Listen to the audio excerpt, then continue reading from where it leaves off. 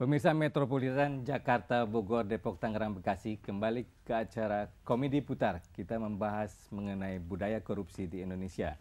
Pak Teguh Hutagaul, sebetulnya ini inti masalahnya di mana sehingga korupsi masih terjadi? Apakah karena kita terpesona pada harta, kedudukan, nama terkenal, atau apa sebenarnya? Kita mulai dengan diri manusia yang termotivasi, ya, ada brain provokator itu ya, merangsang. 50 tahun yang lalu kita tidak ada lihat di televisi iklan sesuatu yang menarik atau mari kita dharma wisata ke luar negeri, itu nggak ada dulu.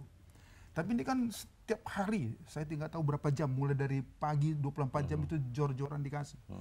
Tentu manusia kan mencari sesuatu yang indah, sesuatu yang menarik bagi dirinya. Nah, ini merangsang orang untuk, kalau begitu saya pingin ke sana. Sehingga tadi berbicara Pak Sinamo bilang, kan ada batasan harusnya gaji. Tapi kalau gaji saya segini, kelihatan saya harus berbuat lebih dari itu.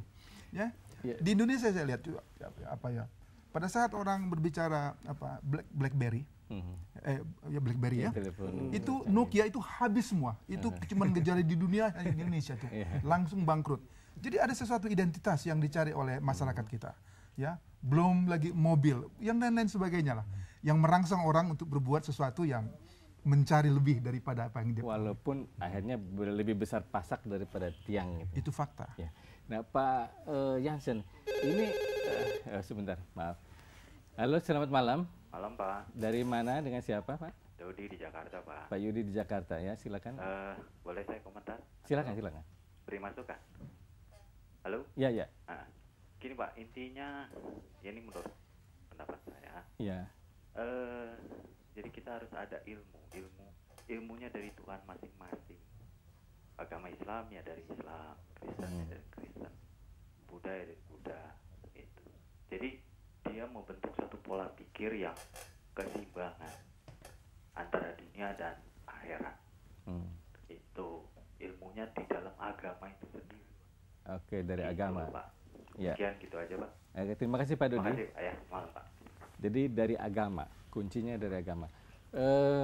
Tadi Pak Jansen, apakah daya tarik tadi, iming-iming, konsumerisme, sebetulnya kan itu seharusnya hanya menjadi motivasi kita. Kita ingin mencapai sesuatu yang belum kita punyai, sehingga kita dengan bekerja keras agar memperoleh uang. Tapi akhirnya tidak dapat uang dari hasil pekerjaan, dia melakukan penyimpangan.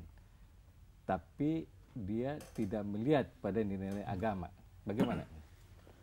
Sebetulnya bercita-cita atau berkeinginan memiliki ini, memiliki itu, termasuk yang mewah sekalipun, pada dasarnya tidak ada yang salah di situ. Nah, lantas pertanyaannya bagaimana mewujudkannya? Ya kan? Sebenarnya dengan bekerja profesional, bekerja dengan cerdas, bekerja dengan gigih, kan itu yang dilakukan oleh orang-orang yang kita kenal, misalnya terkenal seperti Bill Gates kan. Ya kan, mereka berkenal dengan profesionalisme, dengan ilmu pengetahuan, dengan teknologi, dengan manajemen yang terbaik, lalu hasil usaha mereka betul-betul berkelimpahan dan mereka betul-betul makmur dan kaya. Nah, tapi harus bagaimana mereka yang tidak mencapai nilai itu, Pak? Nah, itu kalau tidak mampu demikian, sebenarnya disinilah kita kan mesti tahu diri kan. Artinya kita mesti hidup, gaya hidup kita seturut dengan kemampuan, level pendapatan kita. Sebab kalau kita dipikir-pikir dari sudut itu sebenarnya, orang yang pendapatannya 100 katakan begitu, seperti Bill Gates, tentu gaya hidupnya serba wah. Tetapi orang yang pendapatannya cuma 10 pun, sebenarnya bisa juga hidup dengan, katakan saja, dengan apa adanya, tetapi tetap dengan bahagia, tetap dengan kebanggaan tertentu. Tentu saja kebanggaan di kelas ini berbeda dengan di sana dong. Nah, itu saya kira yang mesti kita lakukan juga di dalam pengembangan masyarakat kita adalah mencari kebanggaan yang pas buat kita. Oke, baiklah. Ada penelpon kemudian. Halo, selamat malam Pak. Halo. Dari Wibowo. Pak Wibowo dari mana? Dari Jakarta Selatan. Jakarta Selatan. Silakan Pak. Mohon maaf, saya tadi mendengar pembicaraan bapak-bapak ini kok standar semua ya. Saya udah lama bosan mendengar perkataannya standar-standar begini. Sebetulnya korupsi itu tidak bisa hanya dengan pencegahan aja. Sekarang udah orang Jawa bilang udah babrak. Nah sekarang sebaiknya itu di ujungnya yang dipegang. Jadi di hakimnya itu yang dipegang. Hakimnya. Jadi hakim itu diberikan misalnya 25% dari hasil apabila dia bisa menyelamatkan uang negara. Itu akan lebih kena. Orang mau nyogok, mau ada mafia hukum, mikir. Karena dia akan memberikan 50% paling enggak atau lebih. Itu mikir pasti. Ini masalah rezeki, Mas. Jadi apabila tidak dimungkinkan untuk, ini masalah untung rugi, tidak dimungkinkan untuk penyogok itu untung, itu akan selesai semua masalah. Jadi saya rasa pemikiran ini harus segera, saya setuju ada Komisi Yudisio yang mengusulkan 25% apabila dia mendapatkan hasil menyelamatkan negara. Dia dapat 25%. Itu akan manjur sekali. Jadi di ujungnya yang dipegang, jangan selalu pencegahan atau bosan itu. Terima kasih Pak. Ya baik, mungkin Mas Budi bisa menjawab pertanyaan ini. Apakah memberantas korupsi dengan memberikan profit kepada penindaknya mungkin dalam budaya? Secara budaya. Kalau saya terus terang tidak percaya dengan masalah seperti itu. Pertama, dari segi sistem kenegaraan ini bisa chaos kalau semua itu cuma dihitung dengan model jual beli seperti ini. Itu. Terus kemudian kita tahu misalnya apa yang paling diperbaiki oleh pemerintah misalnya sebagai contoh dalam masalah salary misalnya. Itu kan kita lihat kan dulu pertama bea cukai. Terus kemudian Departemen Keuangan kalau saya tidak salah 9 kali. Tapi justru di sana korupsi yang paling gawat-gawat itu. Gitu. Jadi persoalannya saya kira tidak bisa dengan model seperti itu.